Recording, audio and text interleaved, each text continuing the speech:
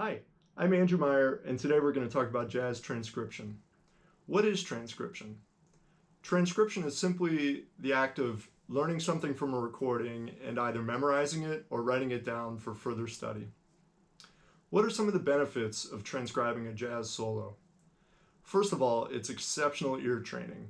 Transcribing solos is one of the best ways to develop your ear and to improve your ability to hear something and then repeat it back on your instrument. You're going to gain exposure to great players and learn how they build their solos and structure them both melodically and harmonically.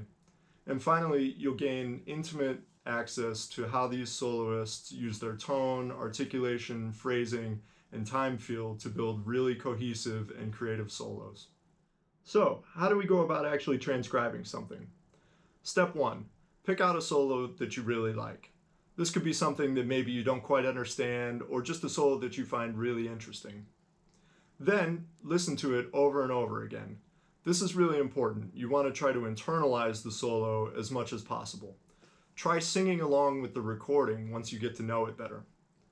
Some great players to start for beginning students are Chet Baker, Miles Davis, Paul Desmond.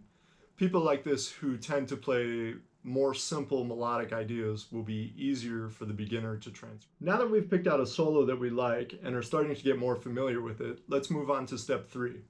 In step 3, we're going to identify some of the bigger picture ideas that are going on in the solo. We want to figure out what the form of the tune is. Having access to a lead sheet might help you with this, but you can also do it from listening. Is there a part of the harmony that returns later in the form? Is it an A-B-A type form? Is the tune a blues? These are the sort of questions that you'll want to ask yourself. Once you feel pretty confident that you understand the form, you'll then want to figure out how many choruses the soloist takes. How many times does he or she play all the way through the form of the tune? Then, where does the solo start? Does it start right on the top of the form, or is there a lead-in that takes maybe 1 or 2 or 4 measures from the previous form? You'll want to identify this before you start doing the transcription so that you don't get off from the harmony. Step 4.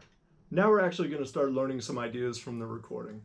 When we're transcribing, we want to work in the largest chunks possible because that'll give us the best ear training opportunity. For this example, I've chosen to use Paul Desmond's recording of Bossa Antigua. So when we're transcribing, we want to listen and make sure that we internalize the music. We don't want to just hunt and peck on our instrument.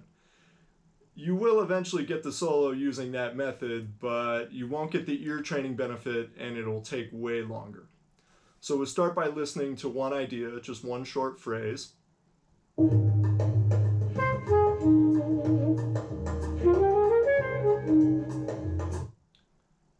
Then we'll go back and maybe try to sing it this time and see if we got it.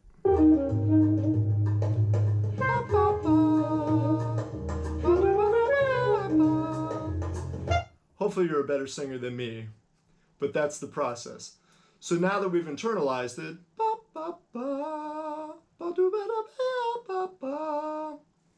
not quite, but let's see if we can figure it out on our instrument.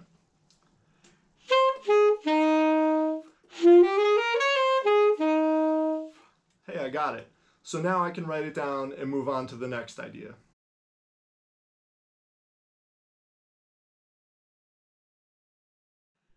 As you're working your way through the transcription, you might find there are passages that are difficult to hear and difficult to transcribe right away. Don't worry, this is common. When this occurs, we'll just work in smaller chunks and build from what we can figure out. First, start with the rhythm. What is the rhythm of the passage? How does it start? On what part of the beat does the line start? Once you've got this figured out, maybe sketch it down. Eliminating one variable might make it easier to get the whole line. Once we have the rhythm figured out, where does the line start? What is the lowest note and what is the highest note? Is the passage scalar or does it arpeggiate a chord? These questions might make it easier to figure out the entire line. In addition to these ideas, focus on the most important notes of the line. Which notes immediately jump out to you that you can figure out? Figure those notes out and then put them into the rhythmic structure that you've already written out. This will help you. You can build from that. Oftentimes, the other notes that are more difficult to hear might be embellishments of those more important chord tones. Once you have a big chunk, or possibly even the whole solo finished, play it back with the recording to make sure you got all the notes in the right places.